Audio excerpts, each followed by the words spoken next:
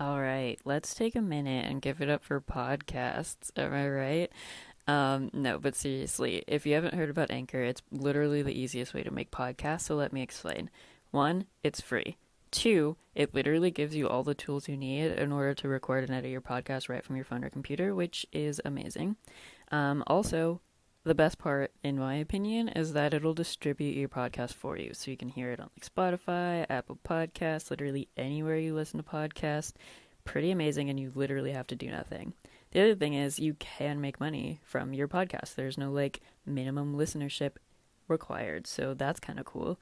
But yeah, seriously, if you're like into podcasts and thinking about making one, I would check it out because it's everything you need to make a podcast in one place.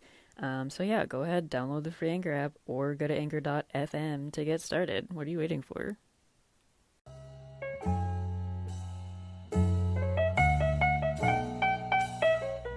Hello and welcome. I'm Victoria. And I'm Serena. And together, we're Femme Noir. This podcast is all about women, specifically in film.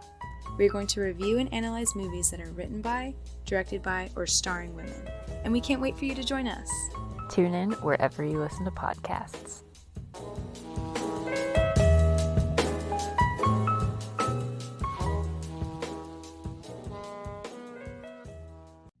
Welcome to this week's episode of Femme Noir Podcast. We're going to start things off a little differently because the Oscars just happened this past weekend, and we're recording this after the Oscars, so we're going to kind of talk a little bit about the winners and nominations and stuff. I wanted to read a couple of tweets. So the movie we're going to be talking about is Coda, which was the Best Picture winner. And I follow a couple people that do movie stats, and there are a lot of people that can correctly predict like what movies are going to win based on the way they trend in festivals and their like history of wins and all that kind of stuff. So there are a lot of people that I followed that said, oh, I got 21 out of 23 predictions, right? And a lot of that stuff. But I wanted to read some of these stats I thought were interesting because this was a really weird Oscars. And a guy that I follow, Will Mabity, it was really weird. Yeah, from Next Best Picture podcast, he posts a lot, and he was saying it was really, really unexpected and unprecedented, some of these wins. So Coda's Best Picture win broke a lot of Oscar stats. Oh, yeah. It was the first film to win Best Picture with 3 or less nominations since 1932. So every single Best Picture winner had 4 or more nominations since 1932. That's crazy. The first film to win Best Picture without directing and editing nominations since 1932. Whoa. Isn't that crazy? Interesting. There are a couple others that are really obscure. So it's the first film to win Best Picture that didn't premiere at any film festivals since 2006. The first film to win Best Picture as a remake of a non-English film since 2006. But I thought this one was really interesting. It's the first film to win Best Picture that was a Sundance Film Festival premiere. So no other movie in history. One. Yeah, which is crazy. Yeah, and like everyone's like, yeah, this is like an incredible win for independent film, like just in general, because like it was Apple TV that was like the producers that bought it. They're like distributed. Yeah. Yeah, the distributors or whatever. Yeah. Which is like again, not heard of. Yeah, there were a lot of people that were thrown off. I was just following people like through. I don't watch every single award show because there's actually like a fuck ton. I didn't realize there's a lot. Yeah, there's so many award shows. But people were predicting that Coda wouldn't win Best Picture because it missed a BAFTA Best Film nomination and a DGA nomination, and that's the first time it's happened in years. And it lost those to Lost Daughter, right? Oh, I think so. Yeah. Lost Daughter was sweeping, and then Oscars came around, and then nothing. Yeah. And then one I wanted to mention. Oh, there's actually a lot. I'll see if any of these other ones are really relevant. But another one I wanted to mention was prior to this year. So this was posted before the Oscars. He did an episode about how the only film ever at the Oscars to win Best Director and nothing else was The Graduate in 1967. That record was broken this year by Power of the Dog. It won Best Director and Campion. Nothing else. Which is so crazy. What? That's so crazy. I'm still a little surprised it didn't win something else. Like, I'm mourning it, bro. That was the best movie ever. But I haven't seen I thought Drive My Car least yet. Like screenplay, maybe, you know? Dude. I thought so too. I saw tweets that were like, Oscars broke history by awarding the 2 worst screenplays of the year. Wait, which one's one? I forgot. It was Belfast. And let me see. And wasn't it Coda? Adapted screenplay? No, I think it was... Let me see. Oh, was it Drive My Car? No, that one, Best Foreign Language. Oh, yeah. I think I wanted it to win Adapted Screenplay. Was it not Coda? How come there's no... Didn't they win something else? They did win. They did. He won Best Supporting Actor. Oh, Best Adapted. You're right. Yeah. So it was some Coda hater that made that post. But honestly, that's so true. Like, against the nominees, Coda, Lost Daughter, Dune, Drive My Car, Power of the Dog. Are you out of your mind? Coda? What? Are you kidding me? Are you kidding me? Like, it was a good overall movie, I guess, and we'll talk about it, but like, screenplay? Literally up against those 4, you have got to be out of your fucking mind. Maybe the first script was just significantly horrible. like maybe the most improved. That bad. Wow. Yeah, honestly, I wouldn't even be shocked if Lost Daughter won. Like, I wasn't the biggest fan of that movie, but if that one won, I'd be like, okay, I knew that there was something. Yeah, I would have been like, at least like, okay. Dude, what the? Dang. I don't know. I did, yeah, and then I did like Coda, but that was just crazy. Not best adapted screenplay. I was surprised. I was kind of shocked. I was like, interesting. That's so crazy. Interesting.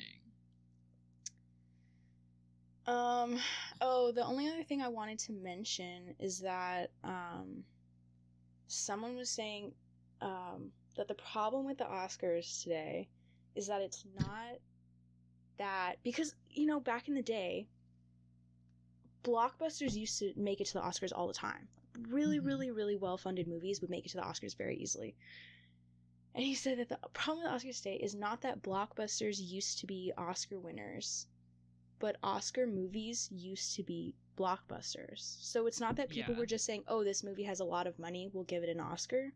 But people used to want to fund Oscar-type movies, but they don't anymore. If you look at the movies that are being nominated, very, very, like you said earlier, independent, like, streamers.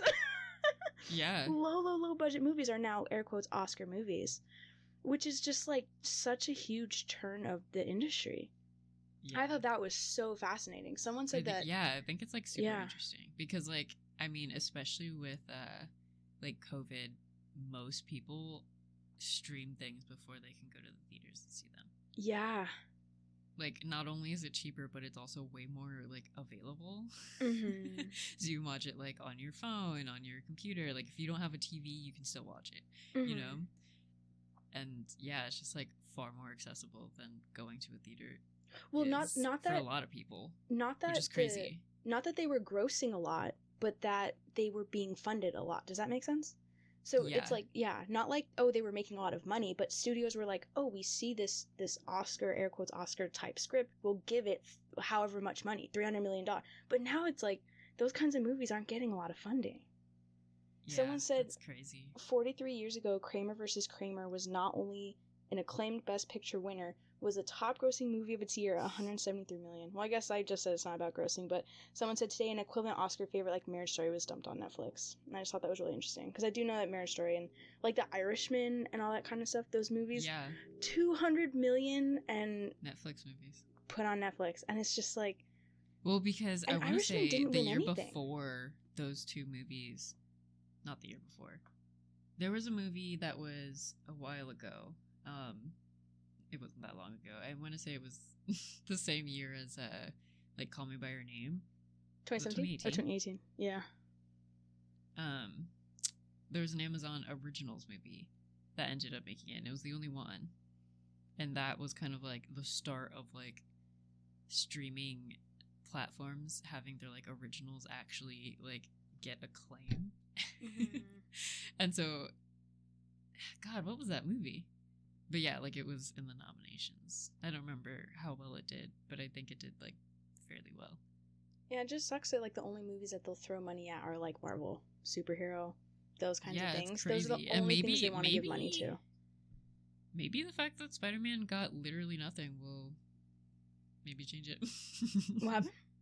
Maybe the fact that Spider-Man literally got nothing. Dude, I doubt it. They're not going for Oscars. They're going for world domination, bro. They're going for giving people brainworms, and it's working. But maybe they'll change it.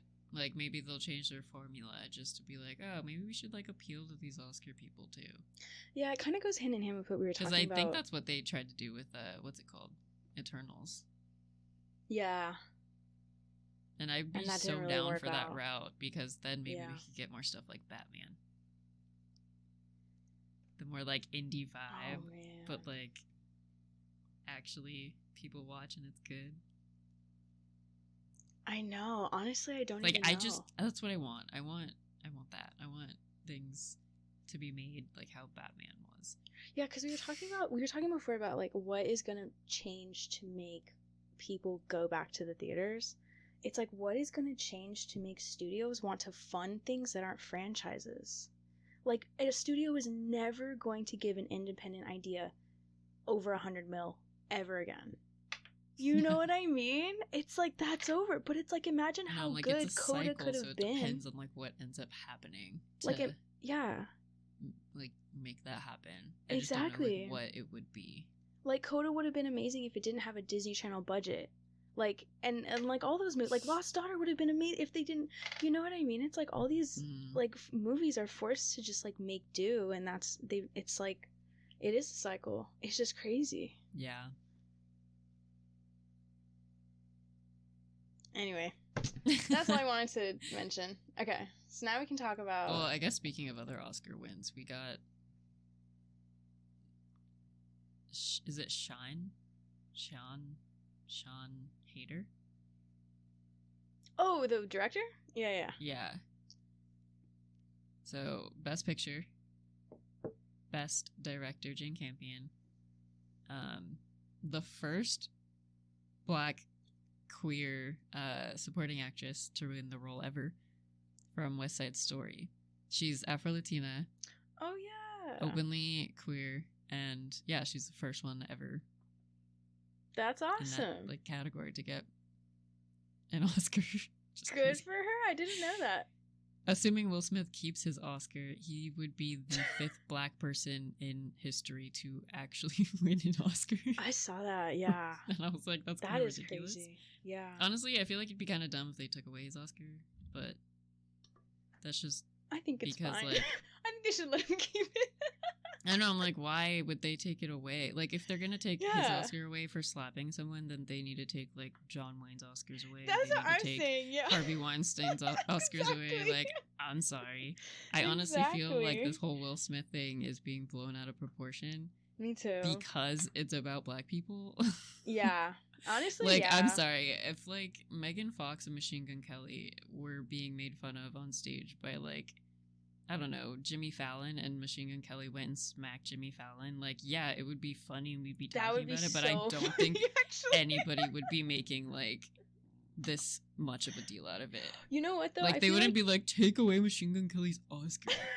Because you know why? People don't like Machine Gun Kelly, so that's the difference. Yeah, I was just like, but, like, people also love Megan Fox. And I feel like that's a lot of the, like, hatred for the, like, he shouldn't have done that is because they also just hate Jada Pinkett Smith. Yeah. Because nobody stands up for black women ever. So I was like, dang, honestly, I'm kind of glad that, like, that's the first time I've ever seen that ever. Like, someone actually standing up for a black woman. Like, just in general. Like, if he had even just said something, was like, hey, that joke's messed up. Like, that would have been the first time ever I've seen anyone stand up for, like, a black woman. And, like, just take their side and support them. So, like, if this is how it is, I honestly don't care. Yeah, me either. Like, come on. I'm sorry. Like, as a black woman myself, like, hell yeah. Support me. The hell? Period. Yeah, period. I think that they should just, instead of, like, sitting and eating and telling jokes, they should just, like, have them fight for a couple hours. Like, just throw them all into the ring and they just, like, duke it out. And then whoever wins gets the Oscar. I know, right? I was also like, the significance of the fact that, like, he slapped him is also kind of low-key cultural because, like, I'm sorry, but, like, it's kind of like a thing in, like, black culture to just be like, boy, you keep talking mad shit, I'm gonna pop you in the mouth. It's literally just what happened. All right? Like, that's literally a phrase that we throw around because, like, oh, guess what? You say something, you talk back to your mama, she's gonna smack you in the mouth. So I was like, honestly, as soon as it ended, I was like, that's that. Like, I thought everyone was just gonna go on. Like, I don't know why. And probably because it's just so culturally ingrained. I was like, yeah, once you get smacked, you shut up and you just move on. Like, you know what you did. And then I was like, oh, people are gonna, like, make a thing out of it? Interesting. I thought it was over. I thought it was over, too. To me, it's over. I have moved on. Yeah, I'm like, I'm done with it. Like, I don't care about everyone else. Me too. I don't care about anybody that's saying anything of it. Me either. I'm like, why people got so much to say? Did you not get the memo? The memo was to shut up. Like, do I need to come up and smack all y'all too? Yes, actually, yeah. Let's go and do our rounds. Yeah. That's so funny. Oh man, yeah. I don't know that. Wait, how do we start talking about that? I don't even know. I think I just brought it up, but yeah. Oh, because he was only the 5th black man in history of the Oscars to get an Oscar. Yeah. Which, like, if they take it away, that's also kind of ridiculous. I saw something that said, I can't remember who it was, maybe Halle Berry. She was the first black woman to win Best Actress. And, like, they were passing around her speech at the Oscars. This was, like, 30-something years ago. And she was like, oh my god, like, the glass ceiling is broken. And, like, you know, the doors are open. And, like, today she's still the only one. Oh, no, she's not the only one. What Lupita. Doesn't Lupita have one? Yeah, she's not the... What was it? Maybe it was supporting actress? Let me see. She's still the only one. Let me fact check before I spread misinformation. Academy. The way we've been talking for, like, over 30 minutes, and we still haven't even talked about our first impressions. I'm screaming. I know. We barely talked about the movie. Oh, maybe. Hold on.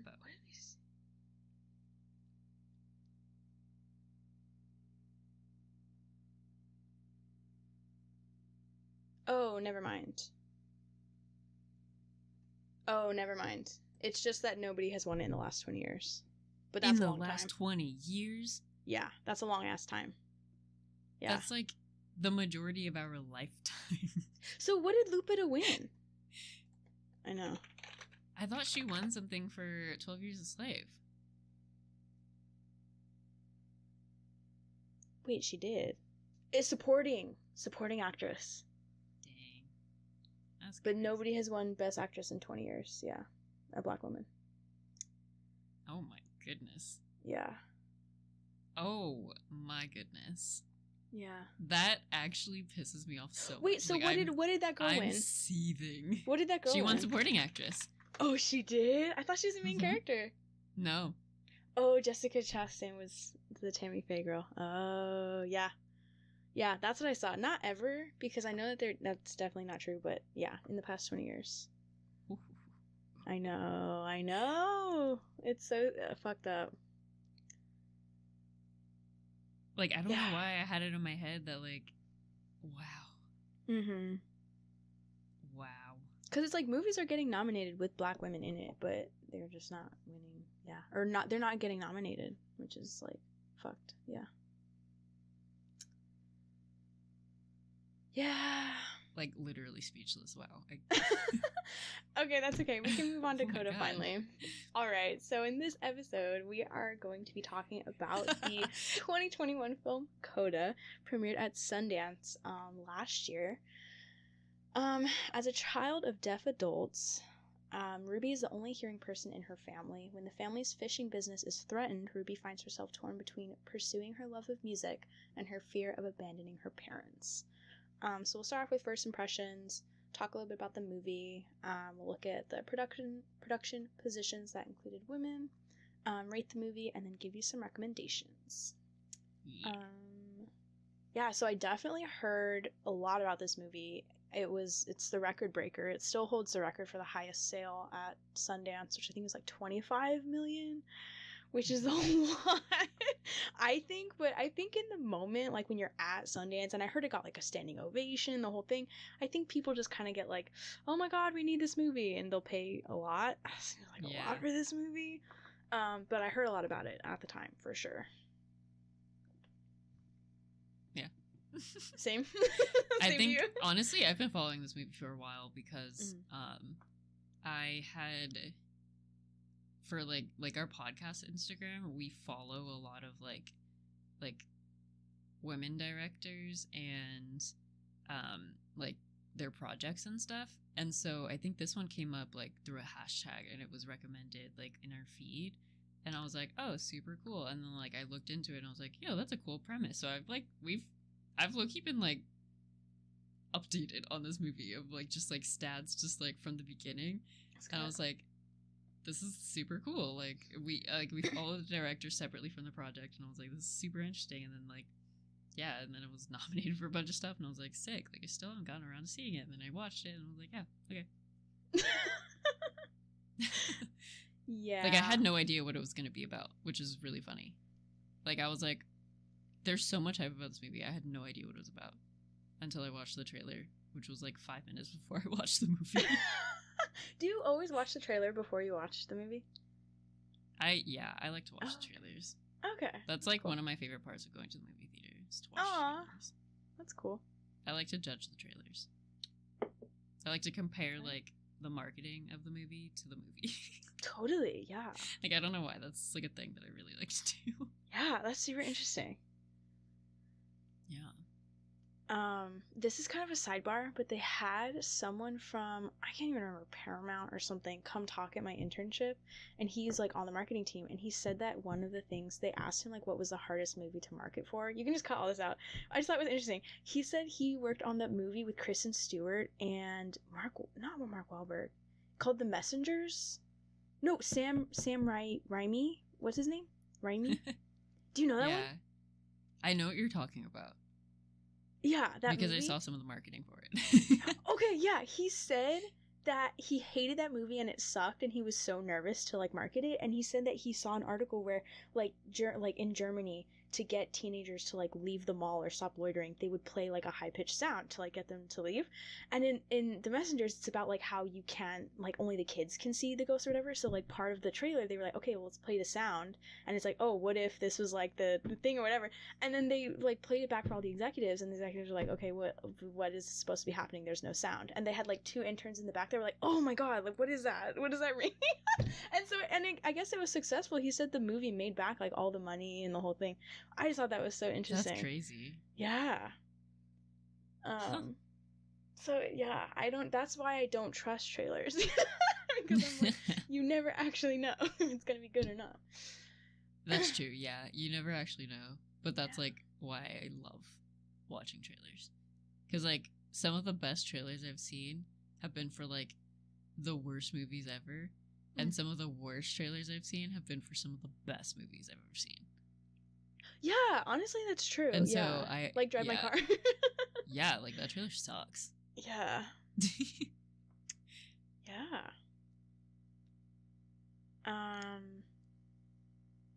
Yeah, so I definitely knew the premise. I didn't see the trailer, but I had heard that it was about people that were deaf, and then I knew that it had involved fishing at some point. Yeah, I did not know that the fishing was part of it. Yeah, it was getting a lot of flack. Like, as soon as it started, like, award season came around, oh my god. The For Coda... fishing? No, the movie. Not because it was a fishing movie, but because a lot of people didn't like it. I feel like people are so divided on whether it's cheesy or it's amazing. Yeah. I read a lot of articles about that. Like, a lot of them were like, the fact that it is cheesy is probably the fact that it actually did as well as it did. Because if it didn't have all those, like, cheesy, like, cliche things in it, then, like, the audience wouldn't have related with the characters as much as they did. Like, I honestly... I'm gonna say this and maybe... I don't know. I don't know what your reaction to this is gonna be. But, like, I low-key just felt like this was, like, a Love Simon for deaf people. Oh, I agree. No, I understand what you're saying. I'm picking up what you're putting down. Yeah. Yeah. Definitely. Because, like, I honestly was like, okay, yeah. Like, when I got to the end of the movie, I was like, yeah, it's, like, a cute movie. Like, I can totally see how people enjoyed this. I can also see how people, like, wouldn't like it. And I was like, as far as it being, like, a movie for, like, I'm glad that it's called Coda. Being children of deaf adults. Because I was like, the movie's definitely centered around the hearing person. Oh, like, absolutely. Not the deaf characters. Oh, yeah. Like, they're there and they're represented very well. Yeah. And they took great care to, like, represent them very well. But I was still like, okay, but, like, the story doesn't center deaf people. No, yeah. And so I was, like, a little disappointed with that. But yeah, like, a lot of articles I read were like, it is very cheesy. But that's also probably why it got the reactions that it did. It's because, like, not only was it tackling, like, a subject that a lot of people are, like, afraid to, like, tackle and, like, really just, like, think about and, like, be a part of. And so the fact that it was done in a way that was very easily, like, acceptable to people and, like, their mindsets and stuff, it was very sentimental, very nostalgic. Like, all of that is very much something that people are used to seeing. And that they, like, that makes them feel good, which is why it worked as well as it did. Right. Like, I don't think the general audience would have liked it as much if it wasn't as, like, feel good as it was. Ooh, that's interesting. That is an interesting point. I don't know how much the feel good part factors in, but I understood when you said about the Love Simon thing, because I would definitely say that Love Simon was like not compartmentalized. What's the right word? Like, it was definitely, like, I mean, it was about this main character who's gay, and the gay experience is, like, watered down to a form that is digestible for straight people. And I understand that. Yeah. I understand this movie to kind of be like, oh, the deaf experience is now digestible for the hearing. Yeah. The hearing, you know, like, audience. Because I was like Love Simon wasn't bad, and I was like, I'm glad that, like, straight people can watch it and feel like they can, like, relate to, like, gay characters. And I was like it was cute, like, definitely, like, appreciated, like, some of the, like, speeches or, like, monologues in the movie. But yeah, like, as a whole, the movie definitely felt, like, watered down. I was like, that's not, like, everyone's experience. And, like, oh, right, yeah. Like, I liked that it brought it into their, like, I guess, like, frame, their, like, mindset. Like, it made them actually think about it for once. Yeah. And I was like, oh, cool. Like, that's nice. So, like, it's, like, yes, a win, but also, like, now that we've got this, we need to push the narrative a little bit. You know, we need to push the boundary of what is feel good and what is actually taking a dive into these people, their experiences, and their stories. Right. And that's how I felt about this movie.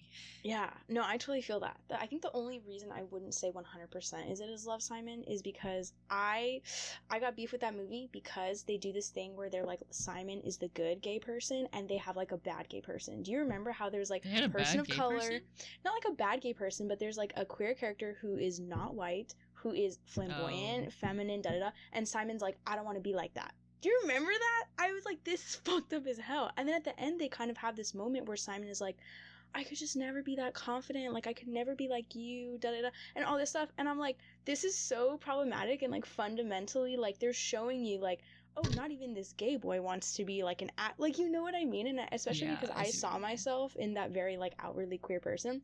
But I feel like they didn't do that in this movie. Like, they didn't have, like, a, you know, like, they had one sort of unified representation of the deaf experience. And it wasn't like, oh, here's, like, two, you know what I mean? Like, I feel like Love, Simon did not do that nuance well at all. I was so, like, taken aback. I'm, like, almost convinced that Love, Simon, like, was Love, Simon directed by queer people? Because I feel like it wasn't.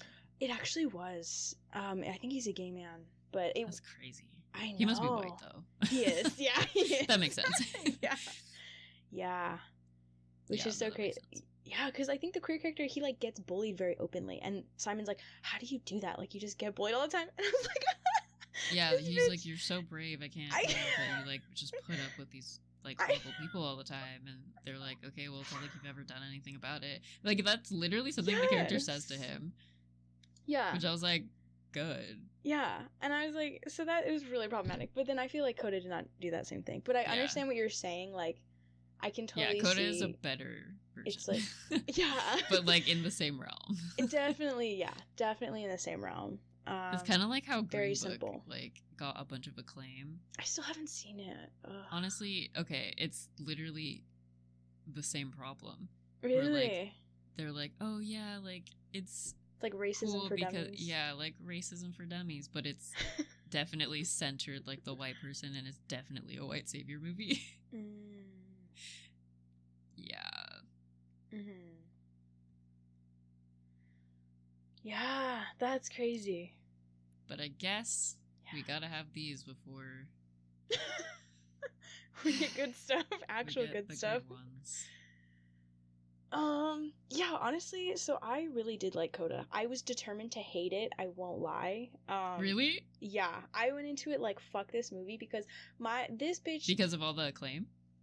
Yeah, and yeah, just because I knew the premise and I heard all the reviews, and I'm sorry, but I'm team Power of the Dog for life. I was like, ain't no way. Like, and I'm still upset. I cannot believe Coda was the one that won. Like, that's so fucked up, but, yeah, I don't know why I won. Yeah, and I guess we just went over why it won. Yeah. Probably why it won. Yeah, I think so. And I normally don't like cheesy movies like that. I don't like I don't like rom-coms, but I don't really like feel good. I don't really watch those kinds of movies, but I don't know what it was about this movie. It was just so, like, I just, like, lost myself in it. Yeah. It does the heartwarming thing, like, really well. Really well, yeah. Like, really well. Like, you do find yourself sitting there, you're just like, oh my gosh, and then you're like, oh my gosh, it's so beautiful. And you're like, and the movie ends and you're like, no. Did they just... They got me to feel something? No way. Yeah, because if you like, I'm not gonna lie, that scene at the end when she's singing in her audition and she's, like, signing for her family and they, like, snuck up to see her, and I was like, oh my god, that's so cute. I was like, oh my god. I know, yeah. Yeah, because there's nothing extraordinary about, like, the camera work or about, I don't know, the set design, like, all that kind of stuff. The characters even themselves were, like, the relationship with the guy was really, like, it wasn't developed very well. Yeah, but... like, honestly, just the core family, like, I would say that not even, like, the family individually as, like, each family member, but, like, it was literally the main character as a character, and then the family was a singular character. But that dynamic was so well developed. Like, how she interacts with her family as a whole. Yeah. And you know what? I think, well, I don't even know if I want to give them that credit, but they mention it in the movie where she's like, it feels like it's me and then all of you guys. Yeah.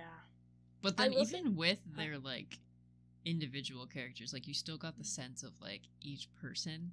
Yeah. And so like they weren't just, voice. like, existing there as, like, oh, yeah, this is the deaf person. Like, they all had their own distinct voices and, like, you know, their jokes and how they reacted to things. Like, it was so interesting.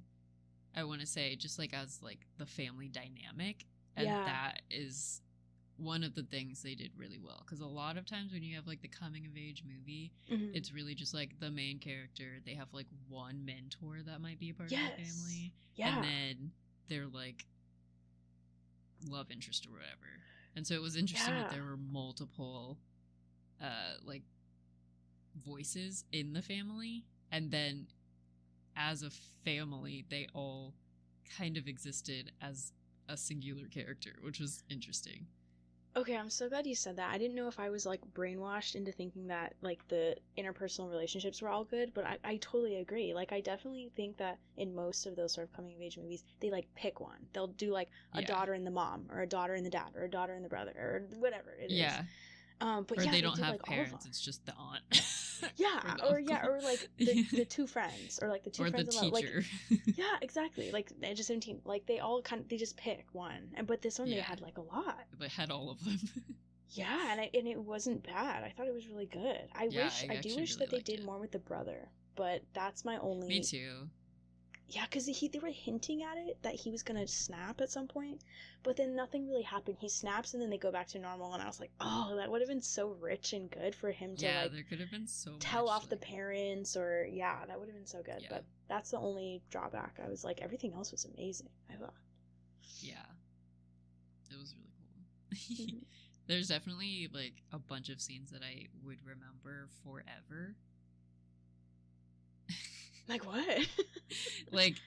like for instance, I probably will never forget when they're sitting at the table and she's listening to music and her mom's like, stop listening to music at the table, it's rude. And she's like, so you guys can like go on Tinder, but I can't listen to music? And she goes, yes, but Tinder is something we can do as a family.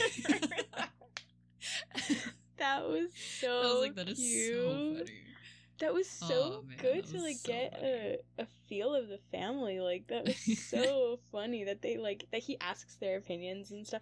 I think honestly that was really interesting too, because that was like an issue for her and between her and the love interest, but the fact that he's like, oh, your family like loves each other, like you guys have such a nice family and a good dynamic and all that stuff. And it's so true. Like I don't know, so often you see like these like shitty families, broken families. Yes, but I was like, it's so cute that they do all love and care for each other, even though it's not perfect all the time. Like you still see them like get along and how close they are. It's so cute. Like the fact that her family like showed up to her like concert, knowing that like none of it would be accessible to any of them like at all. And I love how they filmed it, like that scene. I'm so glad that it wasn't just like for hearing people. Like they actually did close-ups on people's reactions. There was no sound, and they like showed each of the characters in the family like reacting to other people's reactions in the audience, because that's all they could have gauged. And so like I'm so glad that we actually didn't like see or hear her performance. And that they were like, just kind of talking about like random things. They're like, what do you want for dinner? They're like, I could go for this. And they're like, okay, I'll have to stop by the store. And I was like, no, like that's so accurate. Like what else would be keeping them engaged? There's nothing there for them. And I was like, I'm so glad that they actually like leaned into that with that scene, and they didn't just like, they weren't just like, look, her family's in the audience, and then she like does her performance. Yeah. I also liked the scene because they make it clear that her dad is attuned to like vibrations when it comes to music, and how he likes gangster rap because of the bass. And so it was really nice after the performance when she has the one-on-one with her dad, and he's like, can you sing it for me? And she sings it, and he feels her like vocal cords as she sings, and I was like, that's actually amazing. That was gorgeous. Amazing. Yeah, like they were able to show like the closeness and just like the familiarity. I'm like, imagine being that, like, wow, imagine your father touching you. That's crazy. Like that. Wow, they're really just that close. Like it's so cute. Yeah. I also appreciate that, like, in the Oscars, when they did win the Oscars that they won, that, like, the audience that knew the sign language for applause applauded in sign. Oh, they did the handshake? Yeah. Yeah, congrats to him for winning. Yeah. And I love that they never cut away from him when he was doing his speech. What do you mean cut away? Like oftentimes when people are giving their speeches, if they're like saying something, they'll like or like if they mention someone, they'll cut to like the audience, like for like a reaction or something. And I was like, they can't do that because he's signing. So if they do that, I'm gonna be pissed. And they didn't, and it was great. And I was like, thank God we didn't miss a single moment of his speech. And I was like, thank goodness for having someone that's aware, because like that's something that like a lot of people would never think of. Yeah.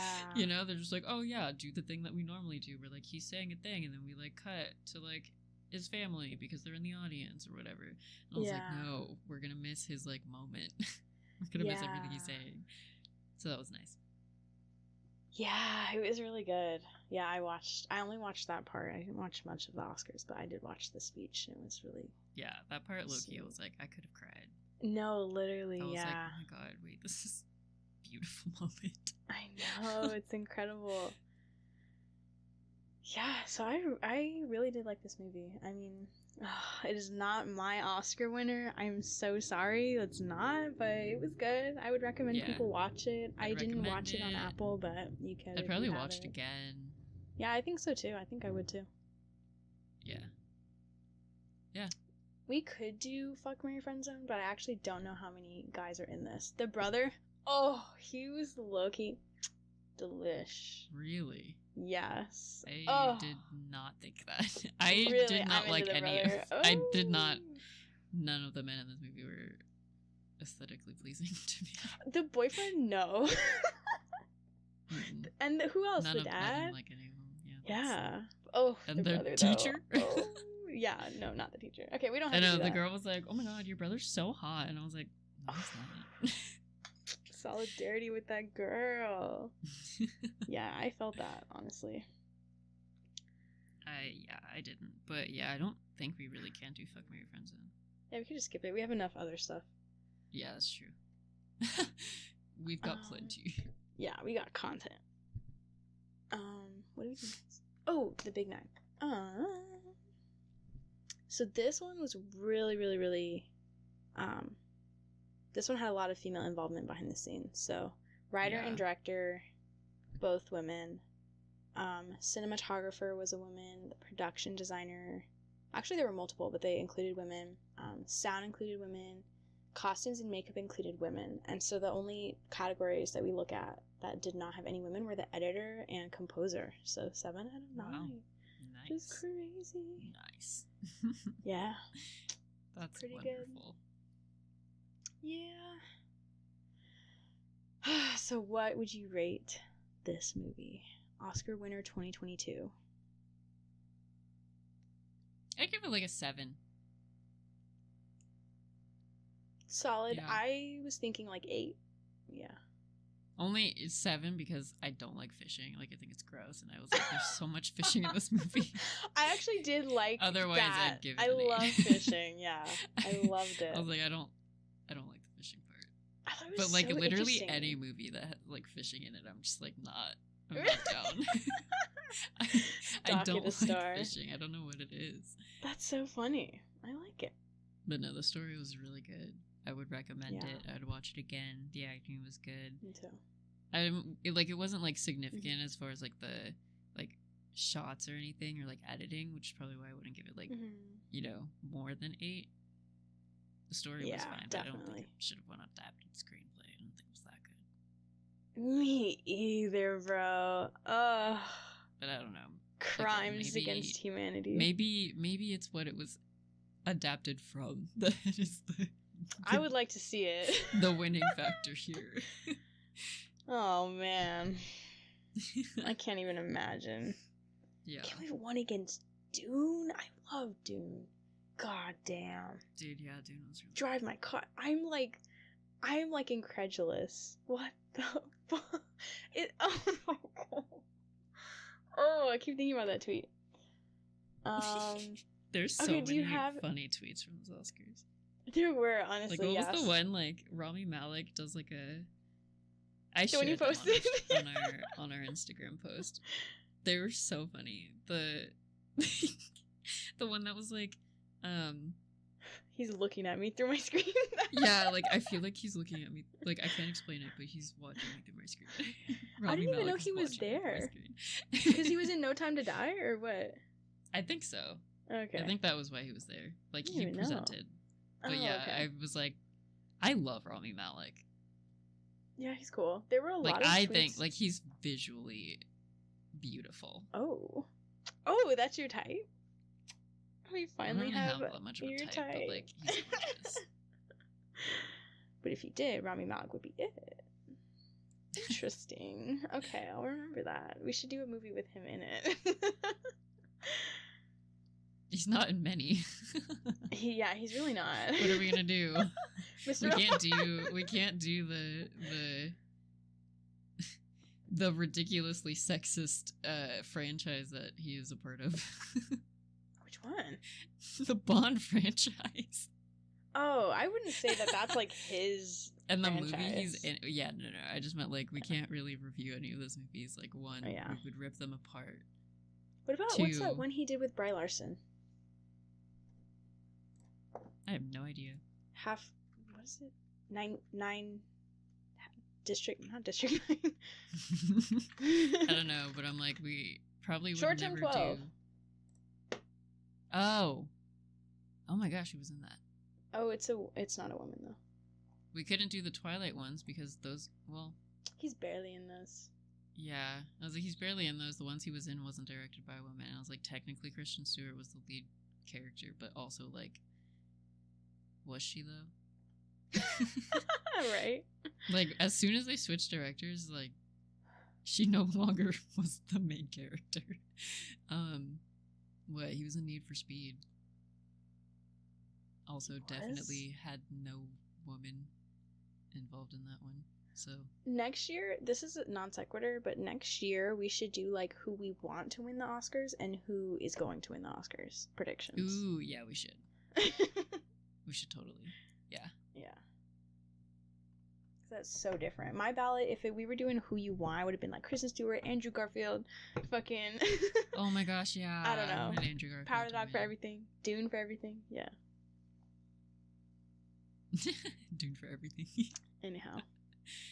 I'm still surprised that Don't Look Up, like I really thought that Oscars, like, voters, people that do that, like, would have loved that movie.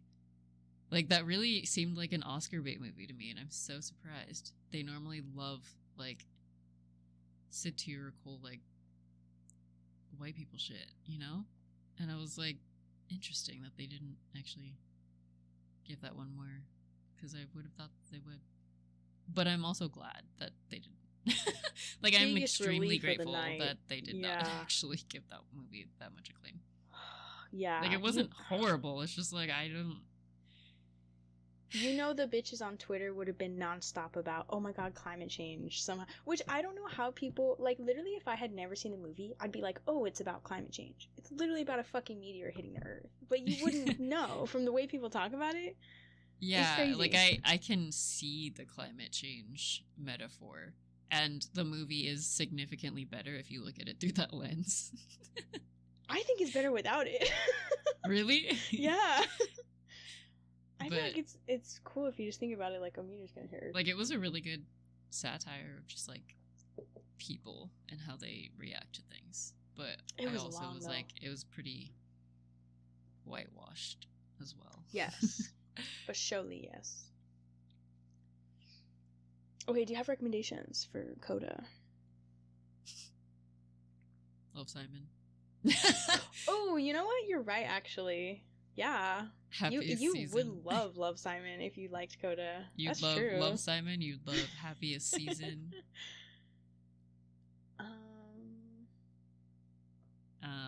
There was another one that I was thinking, and I can't remember. You would love the half of it too, actually. Yeah, but that one's agree. Just actively wonderful. I would say Edge of 17 too. I think I recommended that one before, but I really like that one. That's like the best coming of age I've ever seen. But I feel like it's got like a spunky lead girl. And yeah. It's kind of similar. Yeah. Oh, you'd probably like Begin Again. I've never seen it. Yeah, you have. Oh, I have? Yeah, we recorded it once. The one with the... Oh, that one? Yeah. Oh, you're right. That's a good where one. like yeah. it's not a love story, but it's like a. I love that movie. I really do actually like the movie a lot. God, that was like 2 years ago. Wow. Such a feel-good movie without any love story, and I am so here for it. So here for it. It's all about music. Yeah. So kind of like Coda, yeah. Yeah, and it's pretty. Mark Ruffalo and Kate Winslet. Kate Winslet. LOL, not Kate Winslet. Keira Knightley. Oh, the same girl that's in Edge of 17 plays Mark Ruffalo's daughter in that movie too. There you go. No way. Yeah, she plays the Haley Steinfeld. She played guitar. She played universe. guitar in a song. You got Pitch Perfect, cool. Edge of 17, and Begin Again. That's it. Cinematic universe. I'm dead. What's funny is that like I keep seeing people that I recognize from like TV, and Haley Steinfeld is like one of the only people that I don't know from TV first. Like I knew her from her movies, even though she was a singer-songwriter before, which is kind of interesting. Oh, you didn't know her songs? I knew her songs. I had no idea who the heck she was, and then I was like, she acted, and I was like, honestly, I think she's a better actor than she is a singer. I agree with you. I agree with you. Yeah, I knew her as a singer, and when I was like, "Oh my god, Edge of 17 is gonna suck," she's so good. She's like really good amazing. Actress. Yeah, crazy. But like the girl that played the lead in Coda, the first time I had seen her actually was from the Netflix show Lock and Key, and then the one that played their mom, I'd seen her before too, and I honestly, she was the reason I wanted to watch the movie too, was because I had seen her. She plays a character in the show The Magicians, which is also, all the seasons are on Netflix, which I 100% would recommend just as a show. I think it's amazing. But she plays a character, and I just remember specifically they do such a cool scene where they do like scenes from her perspective, and so of course with the sound editing you can only hear anything that's really like bassy. Like, and they edit it so that you can really just like feel the like vibrations of like anything that's really bassy that you could like actually feel in real life. And it was just so interesting that I was like, that's so cool how they did that. And like she would sign, and I thought it was cool because they did a similar thing in that show that they did in The Dragon Prince. They have an animated deaf character. She's deaf, and when she signs, there's a character that's specifically her translator, but if her translator's not there, she will still sign, but they won't translate it for the audience. That's interesting. Right? Yeah. It's just untranslated? Whoa. Yeah, and I was like, honestly, that's kind of awesome, because like we should be better at that. I think collectively, just as a society. Oh, well, I guess that's it. Yeah. Nice. All right. Well, thank you guys so much for listening to this episode. I hope you guys go and watch Coda and some of the recommendations that we gave you, and I hope you have a great and wonderful rest of whatever time it is for you. Day, night, week, month, year, life. And we hope you come back for the next one. You can follow us on Instagram at Feminoir Podcast, or on TikTok, same at. And yeah, we definitely love hearing from you guys. I know there's been people that have DM'd us sometimes, and it's very fun to communicate with y'all. And yeah, please do it more often. Thanks. Bye. Bye.